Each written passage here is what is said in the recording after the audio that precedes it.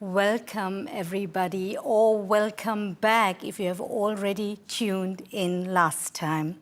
We are very happy that you joined us tonight. I am looking forward to hosting this third discussion or this third edition in the series. For those who are new to this event, let me briefly reintroduce our event series. 99 Questions is a year-long discourse series at the Humboldt Forum. 12 months, 12 discussions, and 99 questions. We have already exceeded that, I think. The series is a cooperation between the Ethnological Museum Berlin, the Museum of Asian Art Berlin, and the Humboldt Forum Foundation. My name is Prasanna Ummen.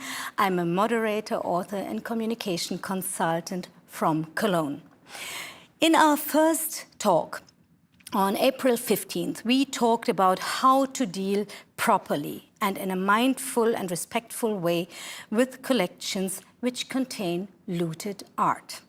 We have asked how guidelines and good practices can help those processes. We heard that institutions need to change perspectives and attitude in order to initiate a fair process and a fair restitution process on an equal footing. One of many critically discussed items on the agenda, together with Dr. Lars Christian Koch, the director of the Ethnological Museum and the Museum of Asian Art, was the case-by-case process versus a speedy restitution. And Dr. Malik Ndiaye, the head of the Department of Museums at the University Cheikh Anta Diop of Dakar, made it very clear how priorities have to change. He said, despite provenance research being important, it is also understood as a European strategy not to restitute. And he demanded to put the restitution first and not the serving of science. Dear audience, we will hear more about exactly this issue. And the second talk on May 13th, we talked about the challenges and results of provenance research. We looked at the relationship between museums and source communities. And the Nest Collective from Nigeria pointed to the neo-colonial reproduction of inequality and unjust in the context of provenance research and restitution, with a simple but very clear example: the respectful return of toys between two struggling children in the sandbox. It has, of course, become clear that the topics of both discussions were closely linked and could not be discussed in a clear-cut or separated way. So, when we look at our topic today, human remains in museum collections, we are talking about humans. We can clearly benefit from the insights of the last discussions.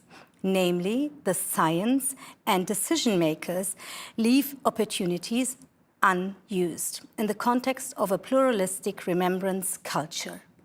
This concerns the effects of the colonial past up to the present day, the dehumanization of human beings, people who have been removed from their original resting places.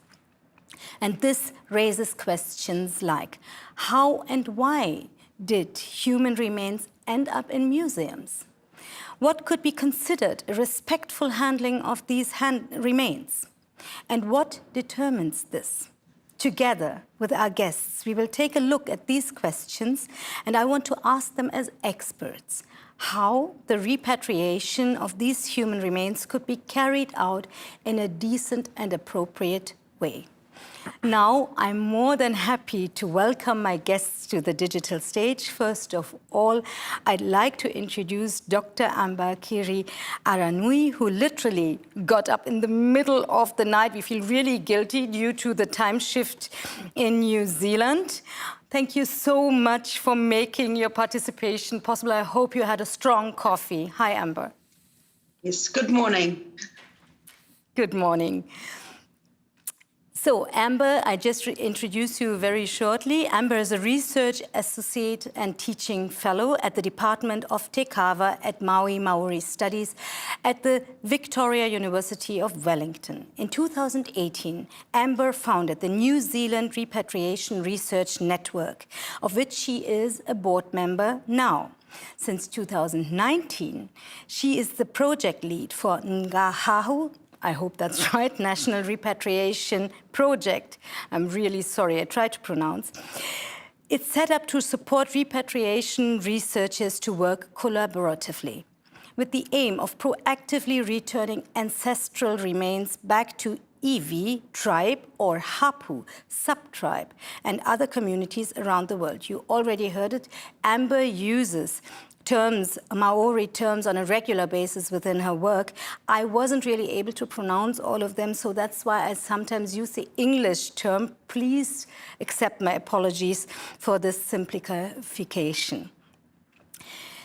Being from an archaeological background, she understands the perspective of scientists very well, but it is important to her that science takes responsibility towards the communities regarding historical injustice. She stresses the importance of the needs and rights of communities whose ancestors' remains are literally at stake. And I would like to share a quote, like I always do, because I have the privilege to discuss with my guests in a preliminary talk, so it's always nice. I want to share that. I think this quote is a good entrance to our discussion. Quote, I think scientists need to be respectful and understand that they can't just demand or expect that they can do research on anything they want, without any barriers and without any ethical considerations. I guess for the repatriations of human remains and that sort of subject, morals and ethics are really intertwined. Dear Amber, we are very happy to have you here. It's a pleasure having you. Okay. Next, I'd like to welcome, he's already on the screen, Professor Siraj Rasool. He's a professor of history at the University of the Western Cape. For him, it was also not easy to participate because they're due to power issues in South Africa. So he is in the African program in Museum and Heritage Studies in Cape Town. Since 2015, he is a research fellow and associated member at Morphomata Institute for Advanced Studies in the Humanities at the University of Cologne, my hometown, which I find very nice.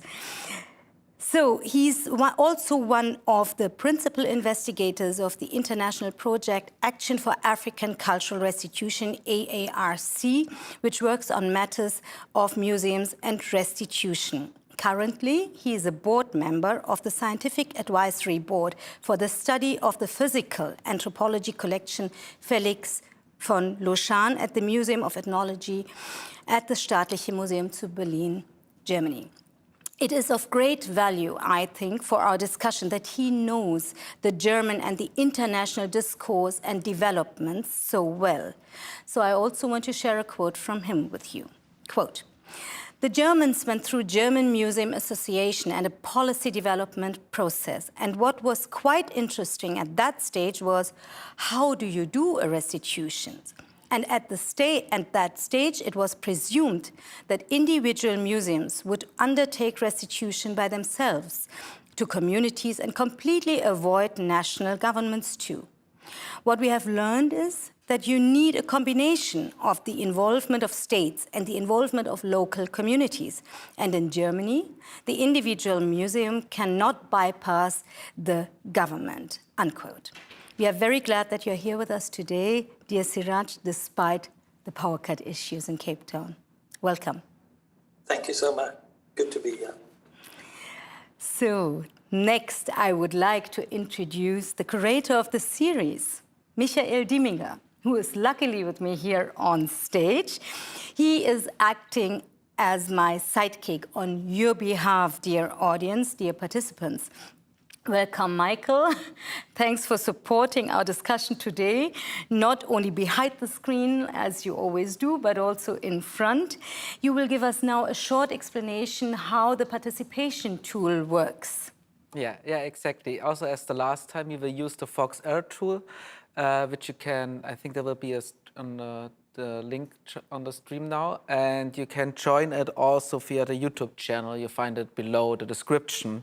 Or if you're watching on our website, there's also a button, it's called like Join the Discussions. Just click on it or use your smartphone and you can type in your questions.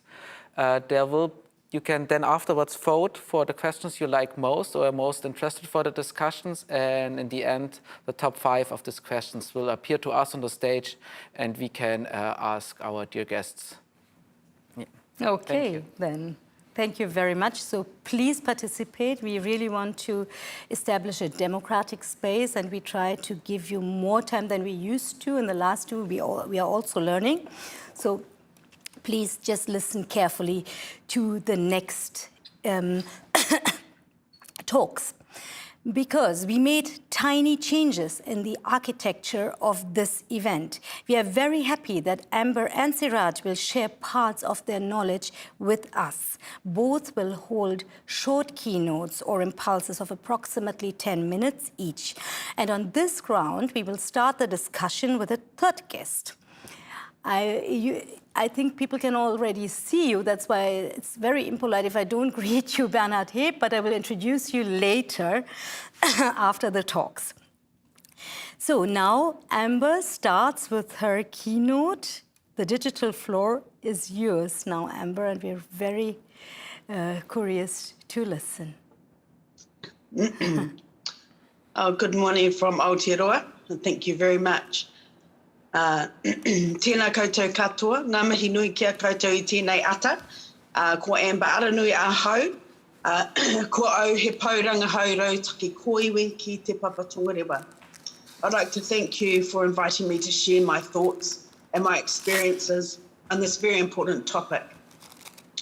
Restitution or repatriation, or more simply, the return of ancestral remains back to their communities, back to their descendants and their whānau or their family.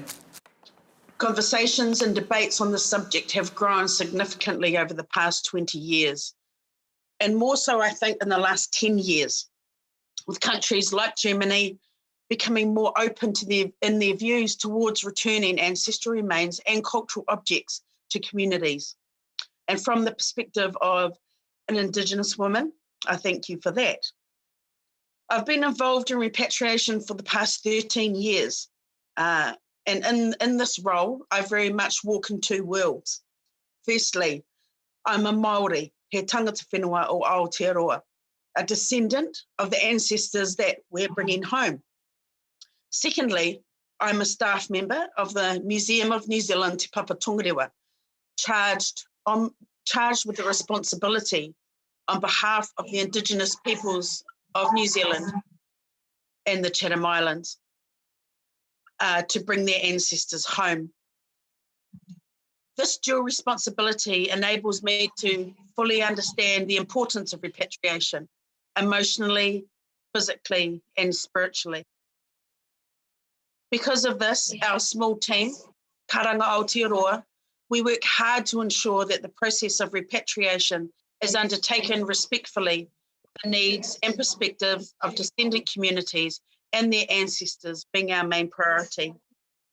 To ensure a respectful process is developed, the key is to create meaningful relationships with the communities from which these ancestors belong. Distance should not be an issue in this day and age, so we as museums must be prepared to travel to those communities, if necessary, to ensure that the relationship is built on a strong foundation.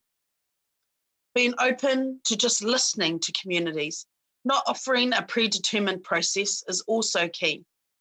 Repatriation is emotional for descendants. Being told what the process is going to be can cause stress and bring up feelings of the colonial past where their views, beliefs, and practices were undermined. Ensuring that no further trauma is caused in this process, we as museums must listen to what communities want and how they want to proceed in the negotiations and return of their ancestors. We as museum staff members still represent the trauma caused in the past, so we must be mindful of this. Working together in partnership to develop a respectful process is important and should be at a pace determined by the community. We must be flexible.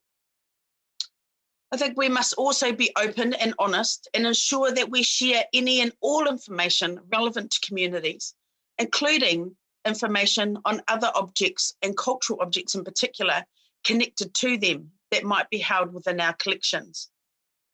For me, I feel this shows transparency and it helps to build trust. One of the most important aspects of the repatriation process is the return itself, and no two returns are ever the same. Flexibility is vital, and being open and encouraging communities to take the lead, I think, is essential. In my role at Te Papa, we have undertaken a number of returns from overseas museums, and each time we've requested to undertake our own cultural rituals of encounter. And some of you may have experienced those. These rituals are first and foremost to the ancestors themselves, who have been taken unethically, disturbed from their resting place, and in many cases taken halfway across the world to sit on a shelf and to be exposed to poking and prodding, being measured and separated, compared and destroyed in the name of science and knowledge. At Te Papa, we encourage descendants to dictate how and when their ancestors are returned. They may request that we bring their ancestors to them, or they may wish to come to us and take them home themselves. Either way, the process is imbued with ritual, heightened emotion, and tears, both in sadness that the ancestors have been taken away for so long, and joy that they are finally coming home to be returned to the land that they were taken from. Repatriation or restitution is about restoring dignity to the ancestors and to their descendants. For me, as a descendant of these ancestors, they are people. They're not objects or specimens, as they are often described. And this is a view that must be acknowledged by museums and other institutions. At Te Papa, we have a concept called mana taonga. This principle recognises the spiritual and cultural connections of taonga or objects and tupuna or ancestral remains to their people through what we call whakapapa or genealogical connections.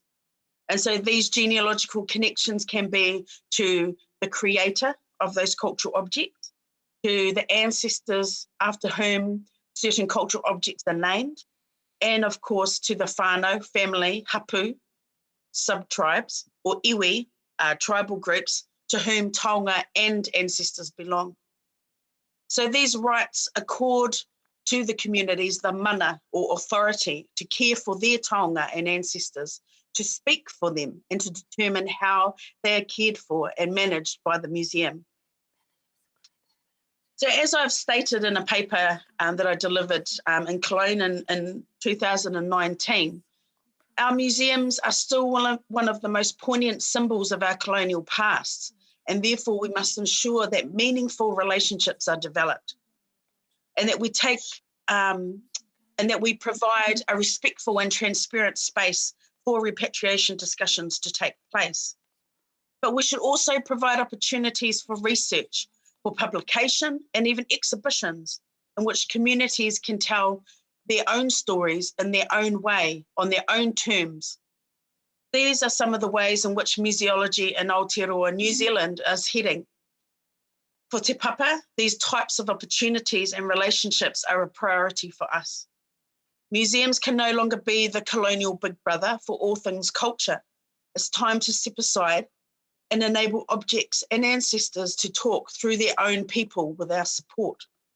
This, I believe, makes for a better and more meaningful museology and ensures that repatriation is a healing process for us.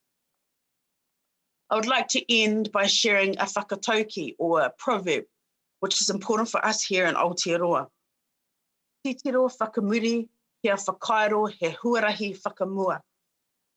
So this translates to mean when we learn from our past, we can better shape our future. This reflects the importance Māori hold for the past.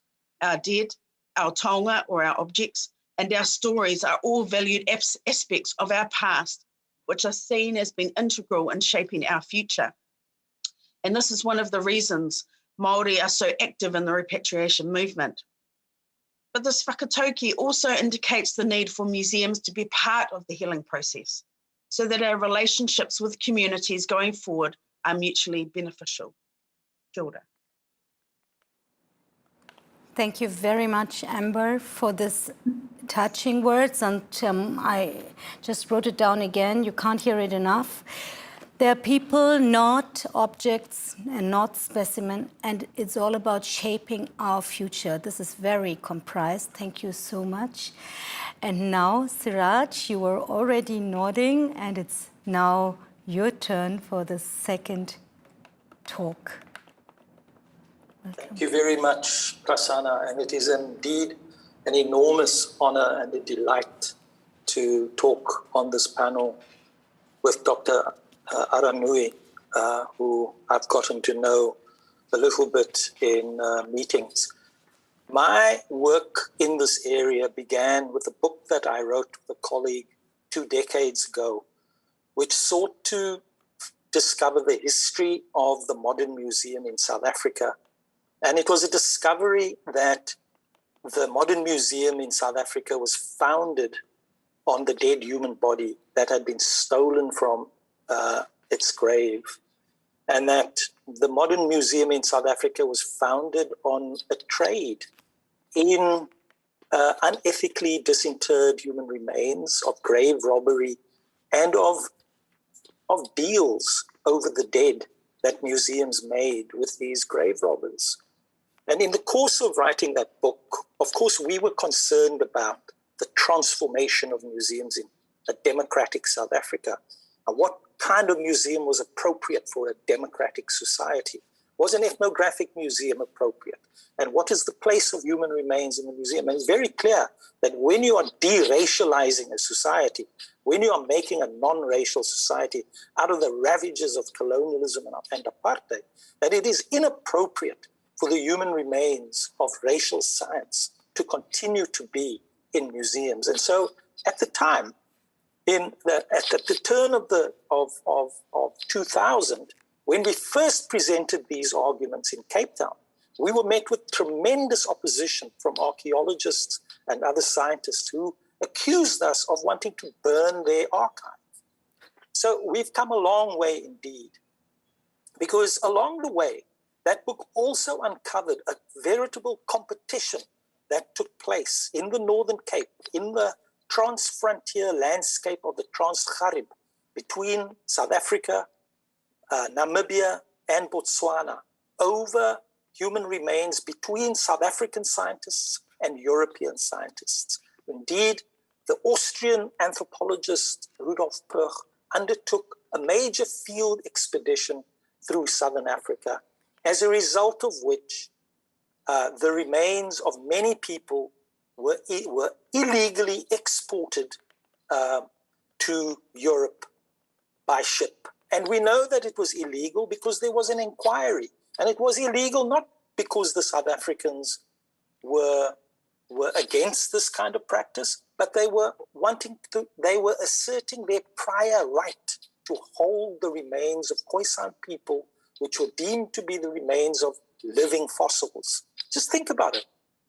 Living human beings thought of as being, in a sense, of being fossils. And so that is the background to this research, in which in 2012, I was enormously fortunate to participate in a restitution process of the remains of Klaas and Troy Pienaar that had been illegally exported at that time. Their bodies were exported as corpses that had been stuffed into a barrel of salt, had been researched in Vienna, eventually macerated and held in the collection of a professor at the university. And it was discovered that it was in the collection of the Natural History Museum when my colleague Martin Legassic and I made a presentation on the legacy of Rudolf Perch in Southern Africa. So what we learned out of that experience and how you go about a restitution is that it is not a matter of human biology. It is not a matter of archaeology. It is indeed a matter of rehumanization. This is not a point to balance the interests of science and community. This is the work of rehumanization. It is the work of mourning. It is the work of recovery. And so we've come a long way as we have learned, as we have gone through these lessons. These are the lessons, I think, that we also learned in the provenance research that has been undertaken in regard to the Lushan collection. And so one of the other enormously important lessons that has come out of this is that by now, with all the policy development that's taken place in Germany, with all of the decisions that are being made increasingly across Europe, it is easy for us now to understand that the retention of such unethically acquired human remains by museums in Europe or in Southern Africa indeed constitutes a perpetuation of violence. There is no scientific merit in retaining human remains that were acquired for the purposes of racial research, or that was stolen from their graves, that was stolen from their resting places in their communities. We have also learned, unfortunately, that these collections of human remains were artificially separated from the collections of material culture, artworks, and documentation. And unfortunately, the discussions about restitution of human remains and the return of cultural artifacts and artworks and documentation, these discussions, unfortunately, have been separated from each other. So we have learned that just as Tchaikovsky collected skulls in Rwanda and East Africa, he also made sound recordings. And so all of the cultural materials need to be brought into a conversation with the return of human remains. Finally,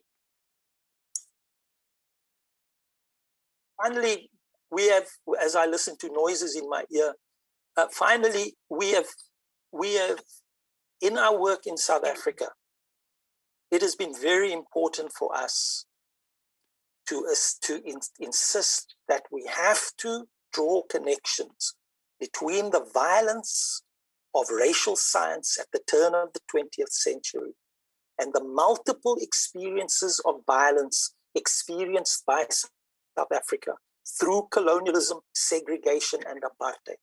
And to this end, we have inaugurated a project that we refer to as forensic history, that indeed this calls upon projects of forensic history, in which the forensic does not only refer to the meticulous, detailed, empirical investigation of causes and consequences, as we know forensic to have such a meaning, but the forensic also refers to the forensis. It refers to the forum. It refers to the constitution of spaces of engagement and of discussion, of conversation and debate. And so it is very important that we do not isolate the human remains of colonial violence and of racialized collecting that we are working so hard to do restitution with, and the human remains of other violences. So we have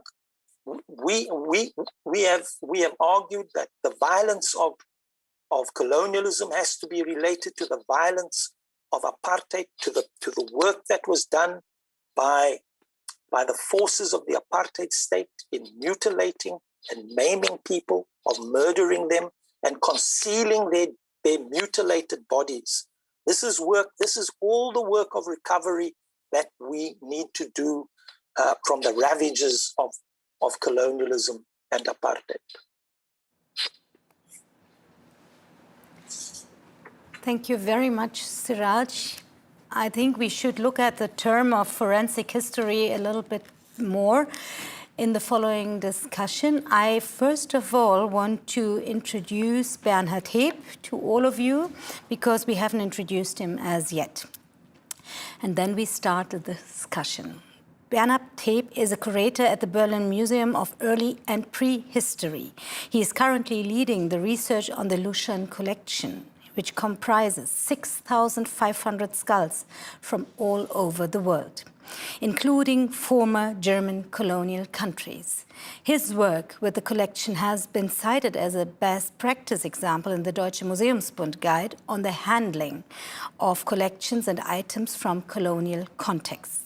Before that, Bernhard Heb curated the Viking exhibition, which many of you might know, that ran in the Gropiusbau in 2014. His next exhibition, Schlieman's Worlds, is expected to be on view at the Neues Museum in 2021-22. He's actually a specialist for Bronze Age. The reason for his involvement with human remains of East African descent is kind of a coincidence, I would say.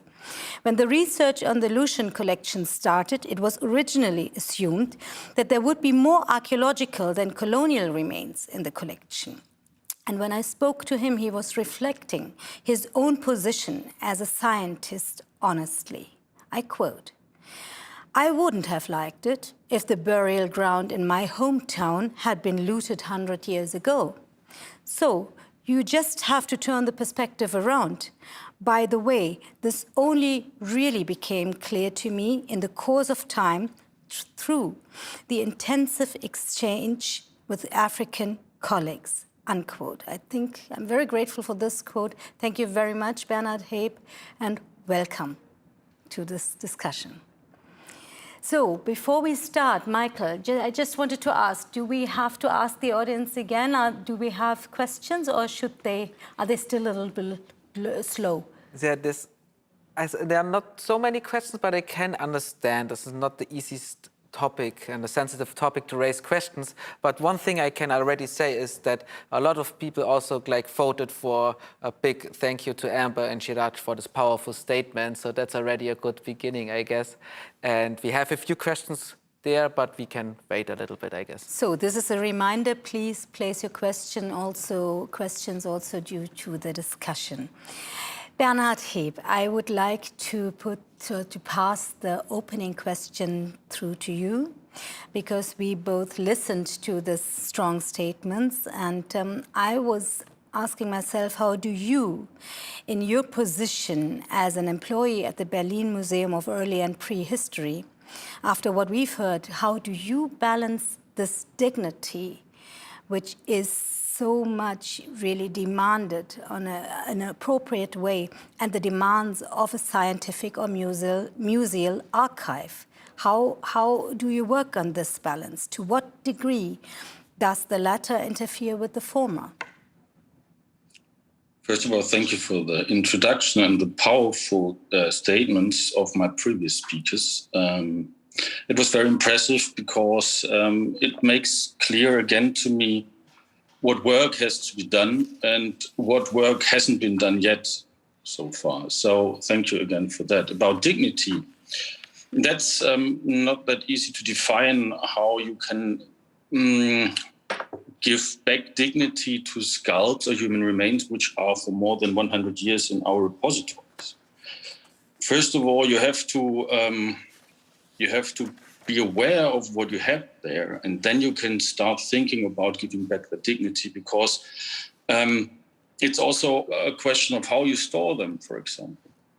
Or are they photographed? Are they numbered? Are they inventorized? There are a lot of questions which are linked to dignity. So I think the first step is to be aware of what we have. Yes, and the second thing is that we start working on rehumanization. That's what Siraj said, which is one of the most important parts. And the third step, giving back dignity, is to bring them back where they belong to their home countries and to their communities. I think that's the step. That's some of the steps can't be done at the museum. We can only initiate these steps, and we have to do it together, because I think what really means dignity to human remains, a German scientist, I think it's, I can't tell, to be honest, what's important for human remains from New Zealand, or what is more important for human remains from South Africa. You know what I mean? I need the help of the communities to give back dignity. Thank you very much, Bernard. Both are nodding. Amber, I mean, this is really trustworthy. You know each other. Siraj knows Bernard. There's trust in the room. I can feel that. Which role does trust, Amber, play, and the will also from institutions like museums to do justice? Is there still a long way to go, or is it all about human relationships within, curators or scientists, archaeologists in European museums? I think it's a bit of both, and definitely relationships, are key, and that's something I really try and push, is that we create really meaningful relationships, and that these relationships don't just end when the ancestral remains are returned home, that those relationships with those communities continue with the museum over time, and that may be through working with them on other cultural objects that may be held within our museum collections. It may be encouraging them to participate in talks like this even, but also sharing of knowledge. And we know that our museums, they hold a lot of treasures, whether they be objects or information. And so being able to be open enough to share that, I think is really important. The other thing is, that we are focusing on the repatriation of human remains, but what is often not, I guess, included in that is burial objects. So they're just as important. And as Siraj said, they're often separated from the original collections, and that information goes with it. So it's really important, I think, for us as museums to not just undertake provenance research on those ancestral remains, but actually look at the collections, the wider collections, to see what other information and details that we might be able to share. And it's about sharing it and being open and transparent about sharing information. But that's a very important question. Who owns the information? Who is in charge? Siraj, you were nodding. You criticize the classificatory systems in museums very much, and you emphasize also that this system creates people without history. Can humanity really be given back? How can museums show their responsibility towards communities and towards, sharing this information? Well, this is work that has to take place on many fronts, and the challenges are indeed huge. And we all need to just make a start in embracing the difficulties of these challenges. European museums need to do their provenance research, not merely for more enlightened collections management, but for the purposes of restitution, for the purposes of returning human remains, material culture, artworks, documentation to the societies from which they were taken under conditions of violence and under conditions of colonial domination.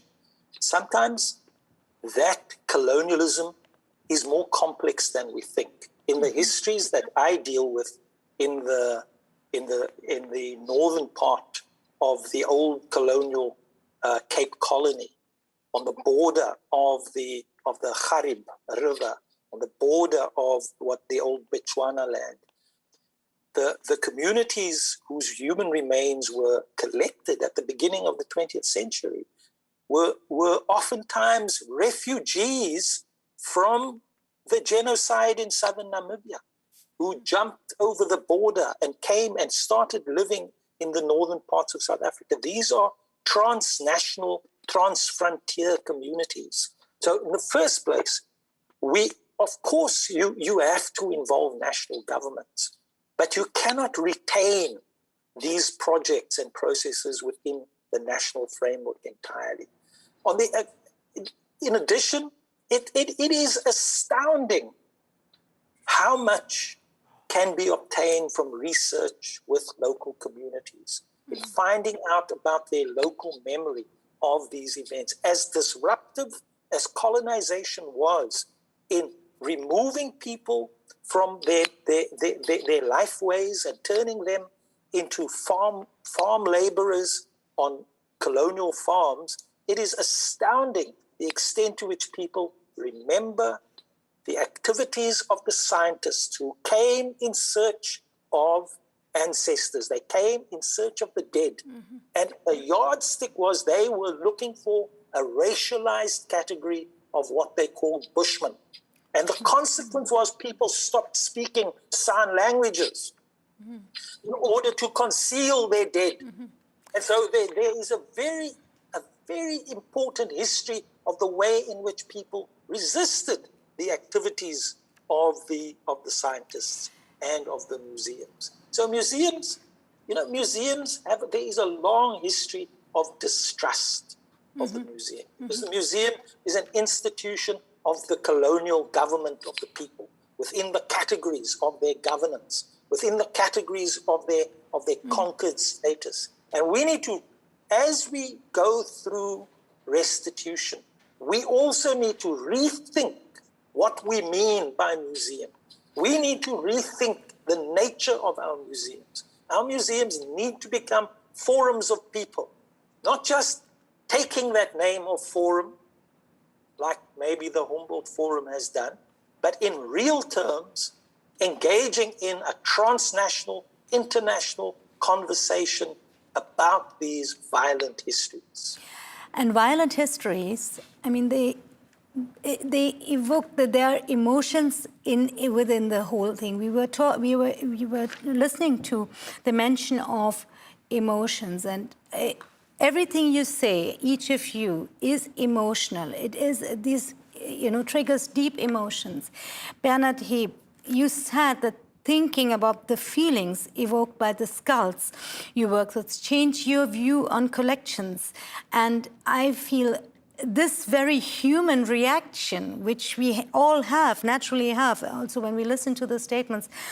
Can you elaborate on that? How can this emotions influence your so-called neutral work as a scientist? Because in the West, it's always so much wanted, demanded that this has that there is an objectivity, a neutralism in science. And is that possible? I mean, don't we need more emotions when we listen to this answers to this context?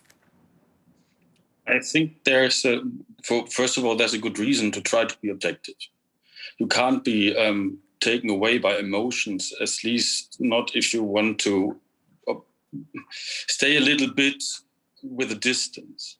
But on the other hand, you have to take in account that you're not the only person who's looking at the skulls, who is interpreting and who is asking. My questions are not the only ones. So I think it's very important to divide between trying to be objective to a certain standard, not to be too close to what you are researching on, but also to accept the emotions from communities where they're coming from, and also to be able to let them influence your work. So I think that's some kind of a balance act, to stay a researcher, but also to reflect on what you are researching. And I think that's very, very hard sometimes, because sometimes If I, for example, if I hear the statements, I can fully accept everything, and I can really feel the emotions. And I have also, if I think about the stories which are connected to the skulls we have in parts, you can't be without any emotion. That's not possible. But on the other hand, I have also, my job is also to have a plan and to have a structure behind what I'm doing. So I still have to be a researcher, but I have to take in account what my research can start on the other side. And I can't ignore that. I can't sit in my ivory tower in Berlin and looking at my skulls and say, yeah, that's that, and I give it back, or maybe I don't give it back. I have to take in account, and I have to know what the other side, if I may say that, thinks about that, and that does influence my work. Amber, are there any examples of science which treats emotions or rituals equally and try to include them or make them part of the research? Oh, that's a good question. I'm not sure. Although for myself, so I am a provenance researcher, and I try and be as holistic in the way that I undertake my research as possible. So, for me, that includes emotion.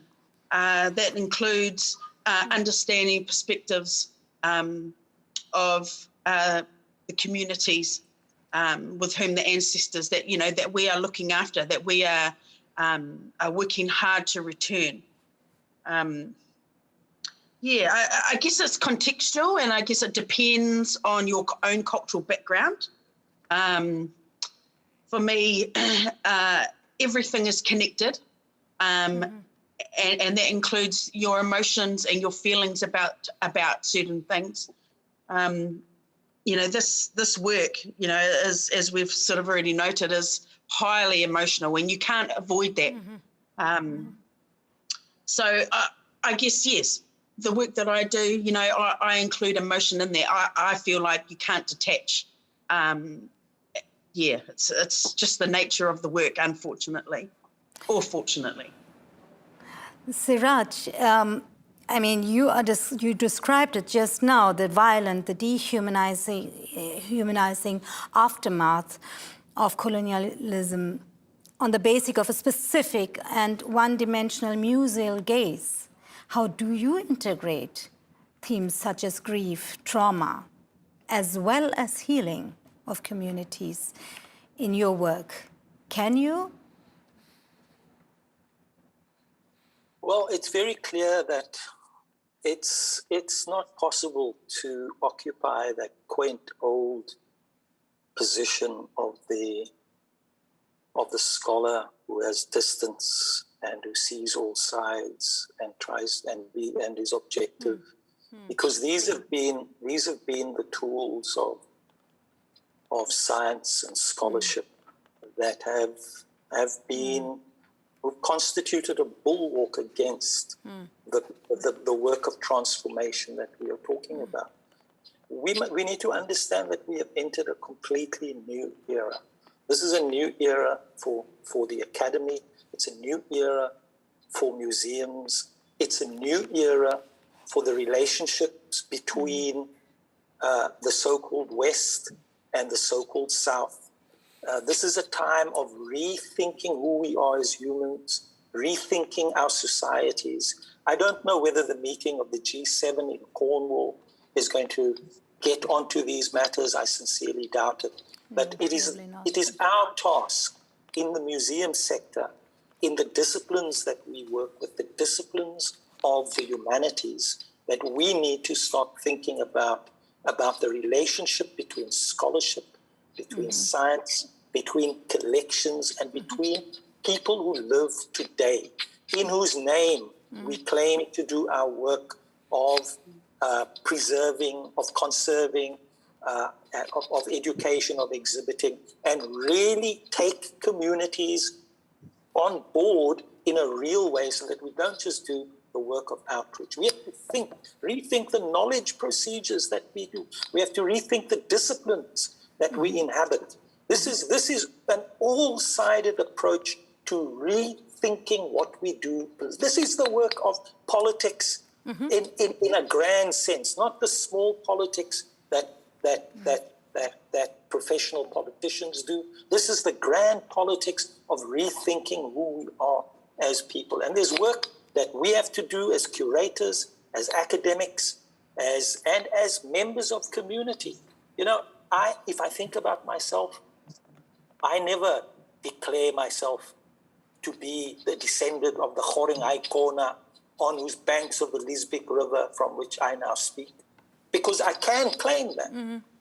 But, you know, I want to speak from the position of being a scholar, a historian who is scholarly, who does the scholarship and does so in the face of the racism that has been accumulated in the academy, and that does the work better than they've been able to do. Yeah, so I ask myself if there is a possibility to be a non-violent Western museum, if it is possible to be human, ethical, community engaging. We will talk about that a little bit more later, but now I want to look at the participants' questions. Michel, has something happened? Yeah, it happened quite a lot. There's a lot of questions, a lot of votes. Still, there's on the thank you to Amber and Siraj for their powerful statements. I think we can say that enough in this sense. And there are a few more questions. Like the first question got really a lot of votes, and we should raise that question immediately. I don't know who of you want to answer these questions, but the question is, how should human remains in museums be handled when they cannot be restituted because no community identifies with them and nobody requests their repatriation? Maybe, I guess, both of you or all of you could answer on this. Maybe you share this question. I can answer for a German museum. I can start with that if you like. I hope it's okay. Yes, please start. That's a very, very good question, because there is no solution for that so far. Because if there is no community which claims the human remains back, and by the way, out of this more than 6,000 skulls, around already almost 1,000, we don't have any idea where they're coming from so far. So what do we do with that? Shall we keep them in the repositories? Or that's another question, shall we rebury them? But if we rebury them, for what belief, what rituals? Were they Christians? Were they Muslims? Were they something else? So how shall we bury them? So I think in my opinion, there are many, many answers how we could do. We could leave them in the repositories and forget about them. But if it's someday, hopefully, the case that we have only these skulls left, then we can concentrate on them. That means to intensify, again, the research on them. That doesn't mean necessarily that we're analyzing DNA. But it could be, for example, one possibility to identify where they're at least coming from. That's one possibility. It doesn't have to be made, but it could be. On the other hand, we could also intensify, again, the source research and trying to get something done with these skulls which are still here. So that's what I would suggest to discuss about. But that's a very, very good question. And that's one of the questions which I often ask myself, what to do with them. I'll go next. Yeah, I think it's a really good question. And I guess it depends on the context. Again, it depends on the amount of provenance research that's been undertaken. And we all know provenance research can take years to undertake. The other thing is for us as museums to be more proactive. So just because nobody has approached us seeking the return of their ancestors, it doesn't mean that they don't care. The fact is that they probably don't know. And for in the perspective, in New Zealand, we know that when we return ancestors, for the most part, they had no idea they'd been taken in the first place. So I think it's about museums taking the lead on that and being a bit more proactive and just communicating with communities or maybe governments, depending on the nature of that also.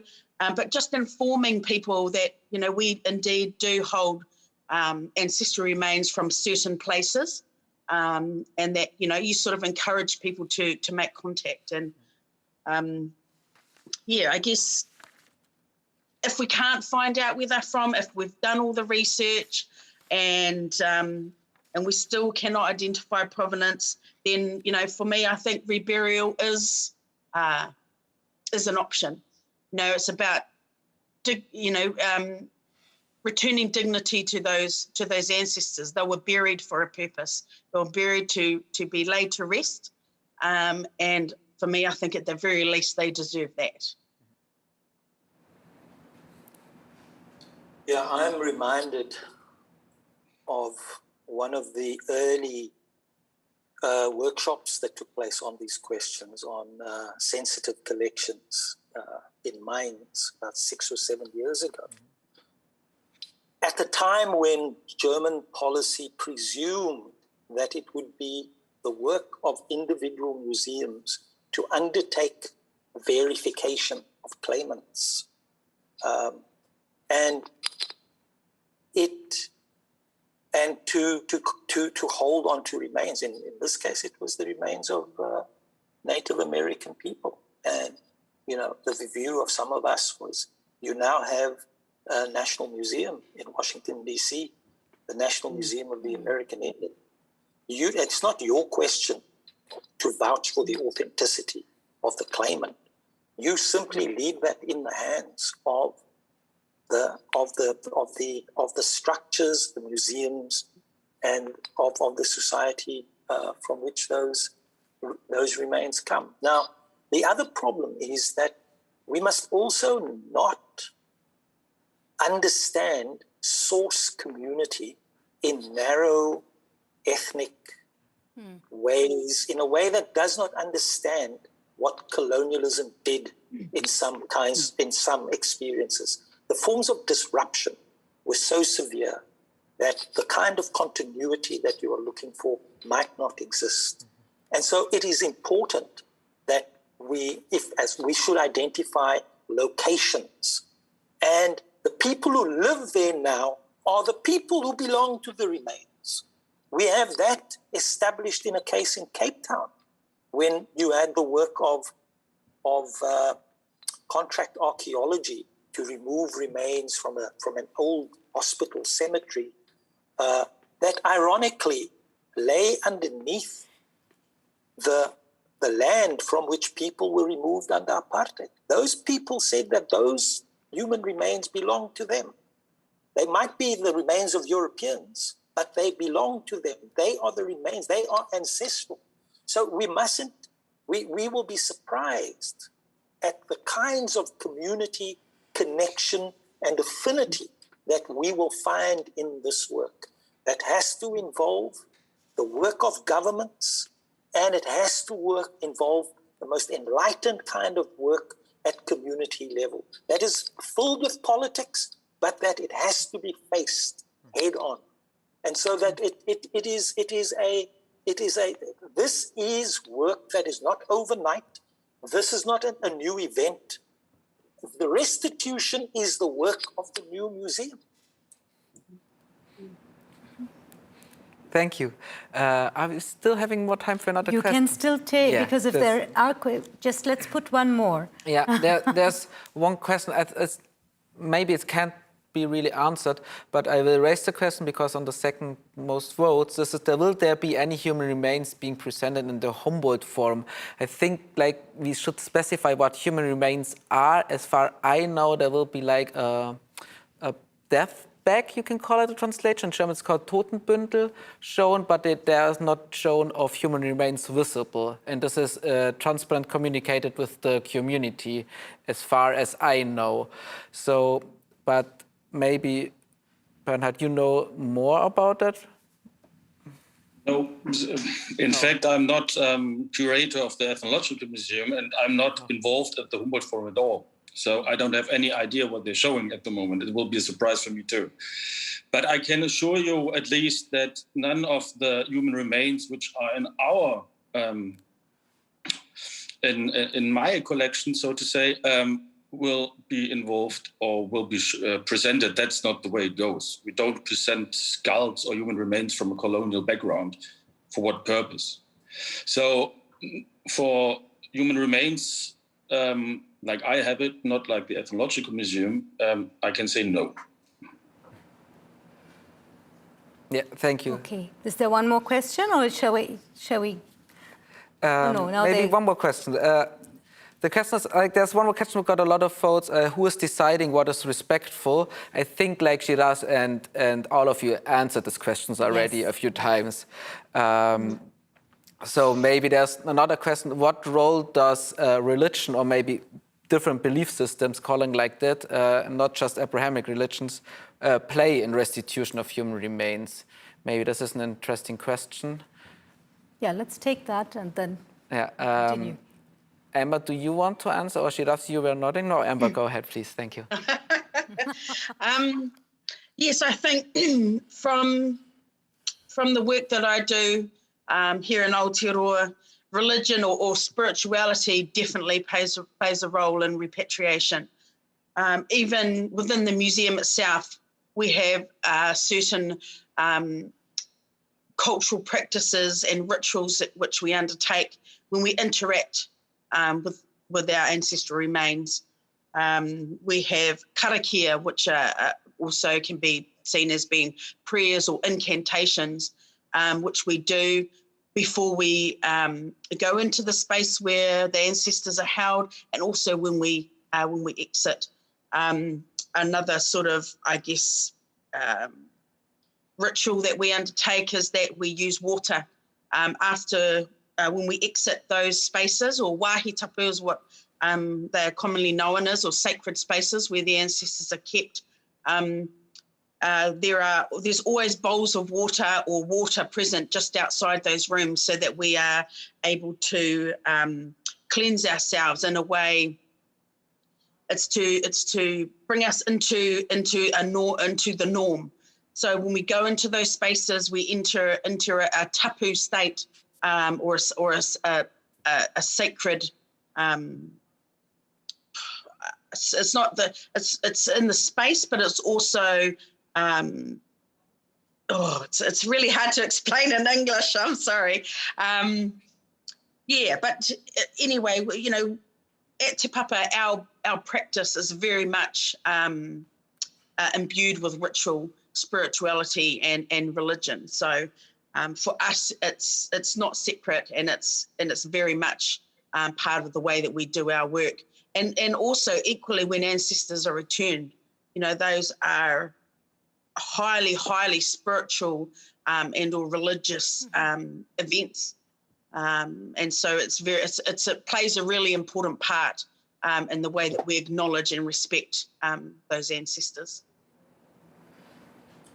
In the return of the remains of Klaas and Troy Pienaar in 2012, there were ceremonial events that took place in Vienna, in the different spaces of the Austrian Academy of Sciences, in a specially erected tarpaulin on the grounds of the South African High Commission, the South African Embassy, and naturally at the airport in Johannesburg, and later on in the Northern Cape, where the reburial ceremony took place. And in Vienna, of course, you had speeches by politicians, you had speeches by ministers on both sides, you had speeches by academics on both sides. But the most important work was done by Petrus Valboy, a traditional healer, community leader, who conducted various ceremonies. They were deeply religious, deeply spiritual, but they were also communicative, in which he undertook to explain to class and Toipina what the process was, how a delegation had come to take them home. And in the second ceremony, as the crowd gathered, when Petrus Valboy burnt puchu, koyachut, that created an ambiance in the environment, in the space, and that left ash. And he explained once again that when the reburial would take place at Kuruman, the area from which their bodies were stolen from their graves, those ashes of all of the ceremonies would be buried with their bodies. So there is no template here. Of course, you have to accept that there's been Christianization, there's been Islamization. People are syncretic in their beliefs and in the ways that they have come to be, but they retain a relationship with the land, with community, with society, is as indigenous in its creolite, and we must just acknowledge that this is a time for spirituality that has to be part of not just rehumanizing the dead, but also rehumanizing the living. I think, Michael, we will just start in the next round because it is exactly, I mean, it's connected to the next part, because I would like to talk to you about the term demuseum and resocialization. And Siraj, you were just talking, and your work focuses a lot on this terms post-museum, new museologies. I would really like to dig deeper into the relation to the old academic disciplines. I mean, you were saying just before, we are entering a new era of academia. So how can this discipline, rely on some kind of undefined narrative? It also includes oral history, which Amber is working a lot with, but it's not accepted really in the structures of the museum, I think, Bernhard. So you can all three add to this vision of a new museum. How can that work, and how can that be accepted in the academia world? Which work has to be done? Siraj, it's well, first of all, I wanted, and then I go. Yeah. Well, I mean, our work in South Africa certainly is in completely rethinking the ethnographic museum as the instrument of colonial governance, and of thinking about, because the material culture of South African people were divided between ethnology, what Germans call ethnology, and cultural history, and you cannot have that distinction any longer in a museum in a democratic society. So we have been through we are going through these intense interrogations in South Africa and in other African societies, such as Kenya, such as Uganda, about the continued value of anthropology in the museum. And at the same time, if we think about the challenges that are faced in a society like Germany, the peculiarities of the disciplinary configuration of German society that did not face national liberation, freedom struggles in the 1950s and the 1960s, because it had lost its colonies after the First World War. Its disciplines have retained a kind of 19th century character, and it has borrowed on the disciplinary developments elsewhere.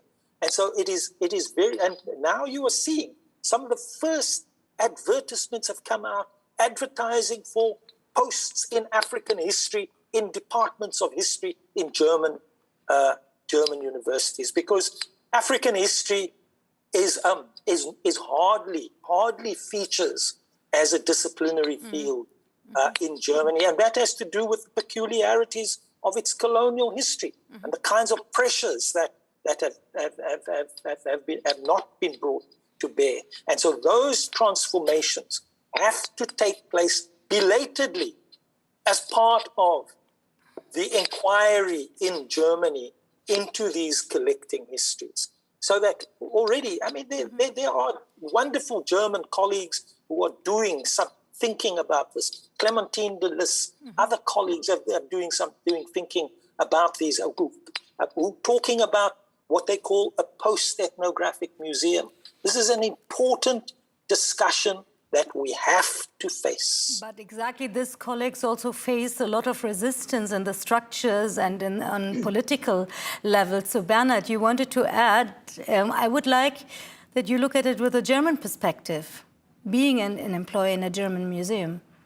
First of all, I wanted to say that we're talking here about ethnology, and it would not fair from an archaeologist to tell something about ethnology and how it has developed from my point of view. But I think there are a lot of ideas to make it more open and more flexible. And also what you say to oral tradition, how can we deal with things which are not material? And on the other hand, ethnology, like it is in Germany, it draws its justification from the consideration of otherness, of the outside. And how can you bring the outside inside? You know what I mean? We are going that way somehow. But it would not be fair, because I would also, as an archaeologist or somebody who's working for a museum in Germany, I can say that we are raised in the system, let me tell it that way. So we're used to that structures, and for one or the other way, they make sense, but not all the times and not everywhere. And I think there are ways to be more flexible, and where you have to cross borders, not from countries, but also from academic, from one part of ethnology to another part of ethnology. I don't know. I'm not a specialist about that, but I think it's about flexibility and to be more open-minded about what we have, and not to, especially for material culture, not always to think it's property forever or our property forever. Thank you very much, Bernhard. Amber, before I place my question to you, dear audience, we forgot to tell you that the channel is still open, and please react to this, whatever you hear, especially when we discuss terms like transformation and structures of museums. It's very important. We need your questions too. We have a whole load of questions, but I would like to pass your questions through too. Amber, you told us quite a bit about what you are doing in New Zealand, and still, this oral history is still, I think it's a fragile tool in the Western concept. Is it valid to deconstruct this idea of a museum? Yeah, I think so. I think we're coming into a new era of museology. There's a new generation of curators coming through that view museology differently. That are not wanting necessarily to undertake curatorial work or research in the same way as their predecessors. I know for myself, going through academia and doing anthropology and archaeology, I questioned a lot of the ways in which we were told we were meant to do anthropology, and I guess it's just my nature to question everything. But I disagreed with a lot of the ways in which we were taught, what anthropology is and how it is to be undertaken, how we undertake ethnographic research. Being told at university that you can't be an Indigenous ethnographer. And I was like, why not? Why can't we do that? Who said we can't do that? So, for me, there was a lot of questions that I had around those structures. And I guess that also moves into the museum. But I guess with regards to oral history, for me, my culture is a culture built on oral history.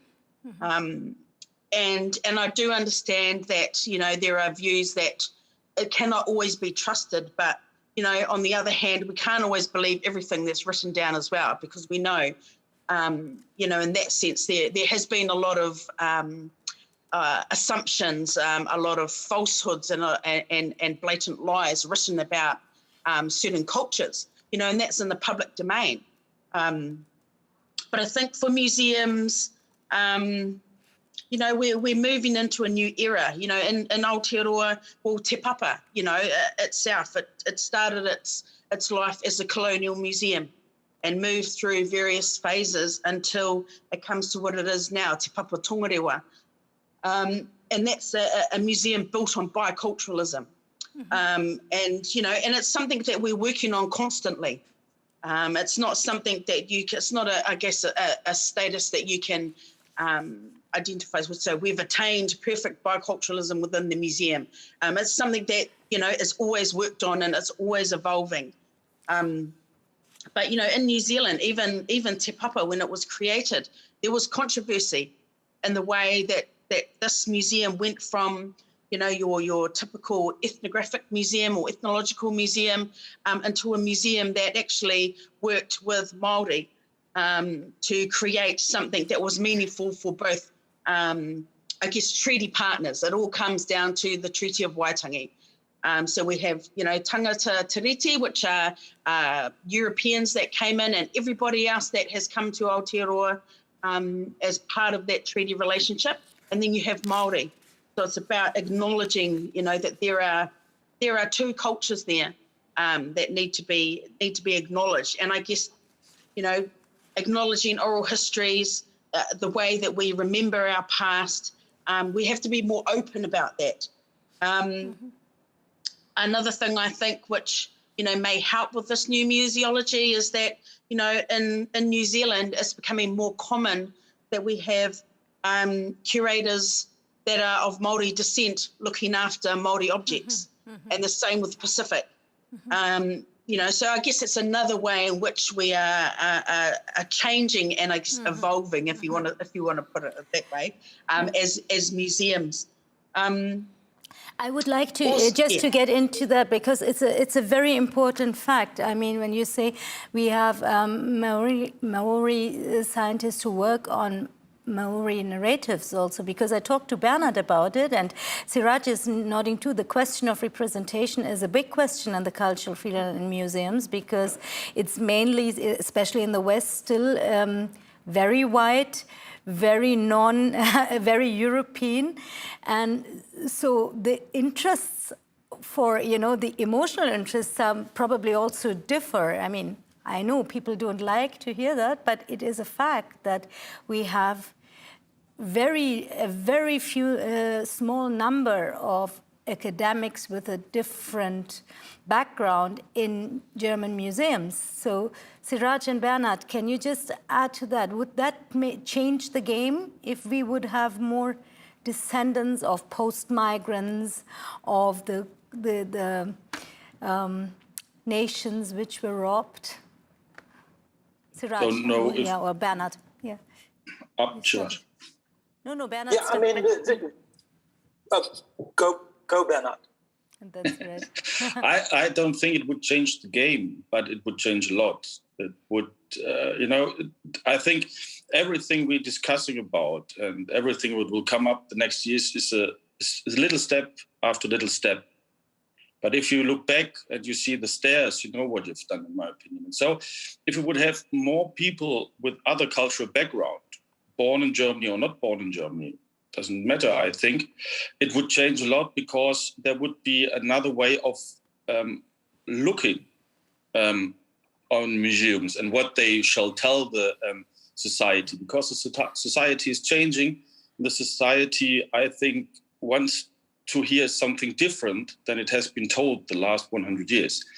And as I said, it's sometimes not that easy to get out of your personal frame, for example, my frame, to see outside of it. And so I would say it would enrich museums very much, and not only museums, also universities, to enrich everything there if we would have more people with the immigration background. I'm absolutely sure about that. Siraj Yeah. and Amber, I talked to both of you about exactly this fact of changing curricula also, which is very, very important, the curriculum. But Siraj, go. Yeah, please continue. there are very important experiments and projects that are taking place at different rates, different intensity in different European societies. In Britain, you have Nigerian poets engaging with Nigerian collections of ivory tusks in Manchester Museum. You have the people from a refugee migrant background in Berlin engaging with collections and displays from Syria and other parts of the so-called Middle East. There are all of these kinds of examples. And of course, all of these societies have challenges of what they call diversity and of social exclusion and of rethinking the place of people from other parts of the world in those societies, so that those societies are not just figured as through some kind of a notion of whiteness. Of course, there is important work, but those are challenges that happen everywhere. We all live inside of these legacies of colonialism that gave to people who defined themselves as white and who gave to people who defined themselves as European certain kinds of authority, certain kinds of power, and certain kinds of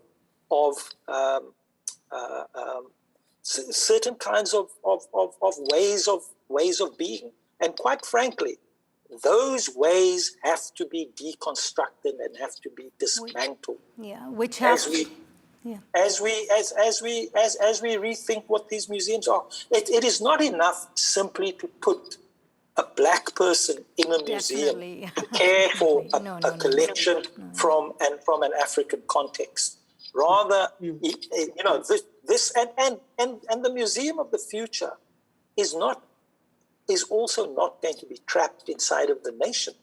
Because you're talking about the movement of artifacts, you're talking about restitution.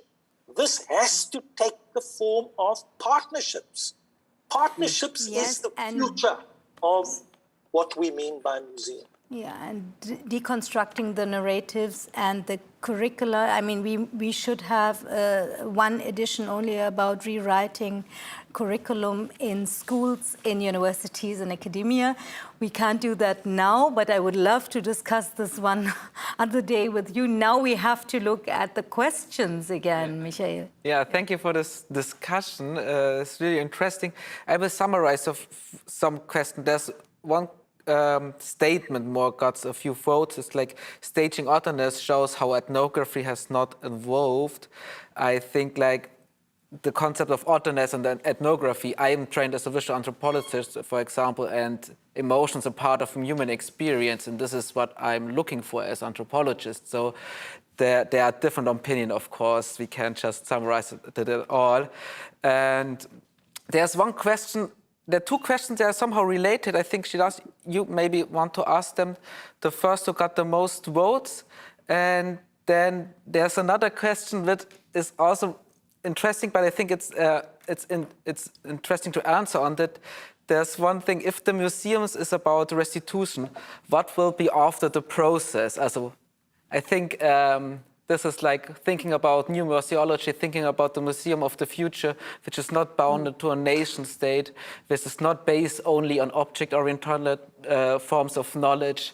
I'm not answering this question for you, please, maybe Siraj. Yeah, as I look at those very interesting questions that were on your screen behind you as well. The Museum of the Future is not centered on objects. It is not about, of course, that collecting, histories of collecting is something that is going to be ever present in the work of the museum. We have deep collecting legacies, and these collecting legacies move between society, museum, art market, There are all kinds of, we need a full-scale sociology of all of these vectors. But what we are really thinking about is shifting our museumness from the care for the object to thinking about the relationship between the object and community in ways where people aren't just rendered as visitors, but that communities participate, that the object is taken to community, and if needs be, is returned. If there is a violence, if there is looting, and if there is an unethical acquisition, then there has to be a return. But that doesn't mean that this is a dispossession of the museum. This doesn't mean that the collecting museum ends its relationship with the society from which those collections come.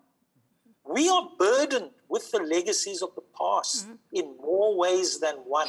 And our response to those legacies is not merely to do as the British Museum does and to say that the law says we have to hold on to this for now and forevermore. We have an opportunity right now in this generation to rethink the relationship between object and people, museum and community, to rethink the disciplines in each of our colonial configurations. And unfortunately, there's no template here. We're talking, if we talk between South Africa and New Zealand, both settler colonial societies, New Zealand had a Treaty of Waitangi that has created a certain kind of configuration of biculturalism. And as much as we have learned from our New Zealand colleagues, South African colonization operated in a very different way, as much as we share a colonial governor in the body of Sir George Grey, one of these governors who governed through native knowledge, the founder of the Auckland Library, the founder of the South African Library. The origins of South African anthropology lie in the German philologist Wilhelm Bleck, who cared for the collection of Sir George Grey. So there is much work that we can do, much work that we have to do, because this is the duty that has come to us. We have to finish. We have to finish. Yes. Okay, there were a lot of interesting questions, but we have to finish. Okay, you take one more, and then I promised last time that we can, prolong a little bit, and we'll do that. We take one more. Yeah, there's maybe I will try also to. There was one question regarding on the found of I think almost 300 bones of children on a former border school in Canada, and how this is related to the discussion. But we also pointed out, or you pointed out, the relation of racism and this what structures societies still now. Maybe there's another. They are jumping the questions, but there's. There was another question. This is also pretty interesting. I would also like. This is called, will it be proper to characterize the ethnographic museums with tainted collections as colonial crime scenes? If yes, how do we engage with them? So this is maybe a question which goes also pretty deeper. And so where are colonial crime scenes, or where can you see them? Or where is it more as a contact zone in dealing with these topics? Forensic history. I don't know who wants to... Siraj was talking about the forensic history. Yeah, I mean, the work of my colleague in Cape Town, Dr. Wandile Kasibe, has been very important in introducing us to this idea of the ethnographic exhibition as a colonial crime scene, as part of what was perpetuated by colonialism. And he goes further than that. He argues for a museum truth commission into these kinds of events and into these legacies. Where we agree is that the time of the ethnographic museum is over. The ethnographic museum is not a museum where South African people go to see themselves, to see an image of themselves in a position of dignity. What we need is to completely rethink what we mean by museum, to rethink museums of culture and history outside of the traps of the ethnographic, and as it developed in Germany and in South Africa in its association with physical anthropology. That was the legacy of Germany in its African colonies. These are crimes that are perpetuated in Kamloops in Canada, in the residential school system, in Philadelphia, where a few months ago they found the remains of children who were killed by the police in a bomb on a building in the racial collection of a museum. So there are so many cases here where we have to think of all of these atrocities together, because this is a time when we find the resources for how we are going to heal ourselves. Mm-hmm. Great, I'm thank so you. sorry. We have already exceeded the time. We could go on further, but time has been flying, dear participants, dear guests. And I don't want to cut off the final statements because we really need them from you.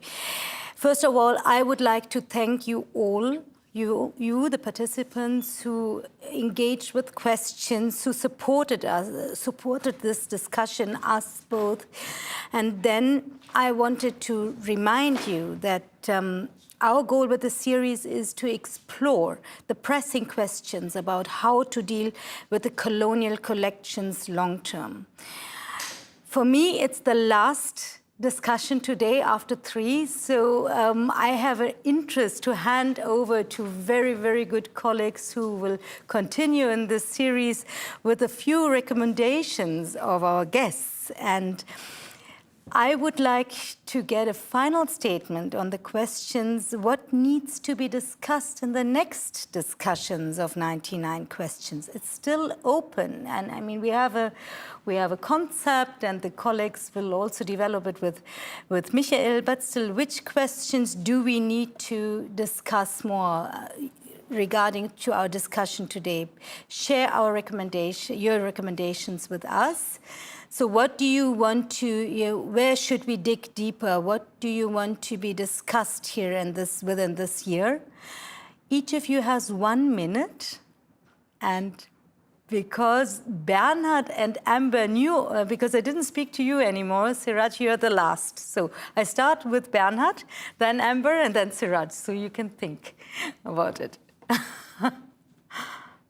Yeah, that's more practical issue from my side. Because I always meet obstacles when I try to get in contact with people from the countries or societies of origin. So I think it's worth a discussion and worth to think about what kind of structures, platforms, open forums can be installed, not for 1 year and not for 2 years, but stable, also for this generation and for the next generation of researchers to get in contact with each other. So to avoid time loss and also to avoid investing energy for nothing in looking for persons and colleagues which you can work on together. So that means also to make it more open and more visible, where can I find the counterpart, so to say, to work with. It's not a one-way. It's also for African or Asian colleagues, whatever, or Pacific area colleagues. Where can they find the German scholars and German researchers they're interested in, and to define a platform on which they can meet? Thank you very much, Bernhard Heb. Amber Aranui. Thank you.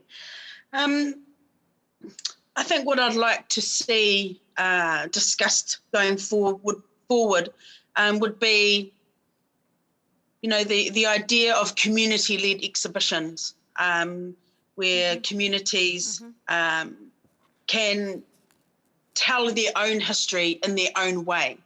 And it's not curated by the curator, but the curator's there to support them. I think that's something that would be beneficial, I think, for both communities involved, but also museums in general.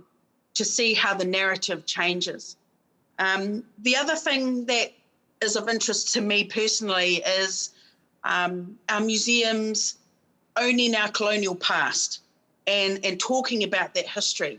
So whether that be in an exhibition, whether that be in a book, whether that be in a forum like this, I think, you know, us as museum staff, as people who work in those museums, you know, not everybody understands that colonial past that our museums are involved in. So to be able to make that open and create open, honest discussion about that, I think would be quite beneficial.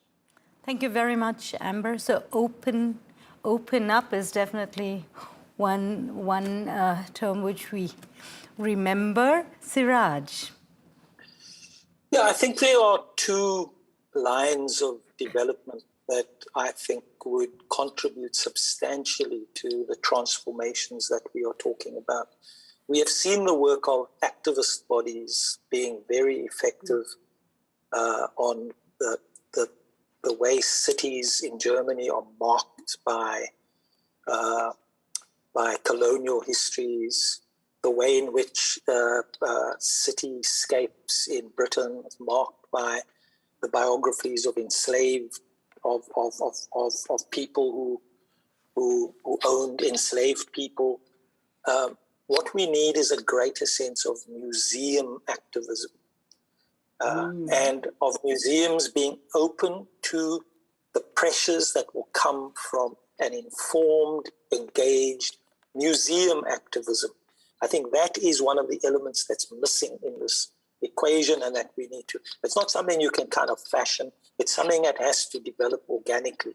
And the second issue that I think needs more attention, and obviously my colleagues know that this is what I emphasize, one of the major ways in which colonialism has continued to exist, in which colonialism is not just a context in the past, but that it's a continued violence, is something that is epistemic and disciplinary.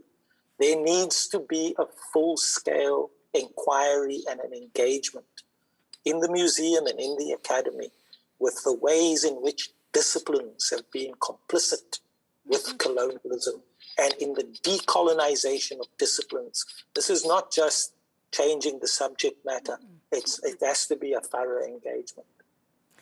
Thank you very much, Siraj. So there are museum activists in this country right now, so I hope you heard that. Neue Deutsche MuseumsmacherInnen, we need more activism in the museums world. Thank you very much to the three of you. It was a pleasure for us to talk to you, that you took the time despite all the obstacles on the organizational level. Thank you very much, Bernhard Heb, that you also participated from here, from Berlin. And yeah, I have to thank quite a few people now.